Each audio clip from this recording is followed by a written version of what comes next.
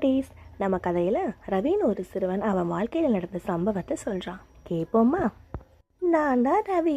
நான் காலையில் சூரிய வெளிச்சத்தில் ரொம்ப சந்தோஷமாக பாலை தட்டி தட்டி விளையாடிட்டு இருந்தேன்.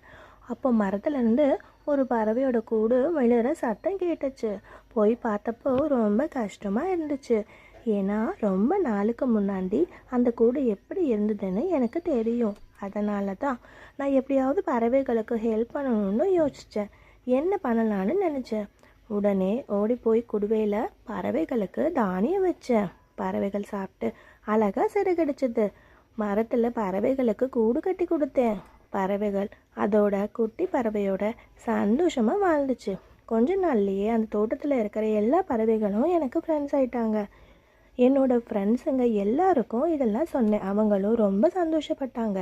பறவைகள் சந்தோஷமாக சத்தம் போட்டு விளையாடுறத கேட்குறப்போ எனக்கு ரொம்ப சந்தோஷமாக இருந்துச்சு அப்படின்னு ரவி சொன்னான்.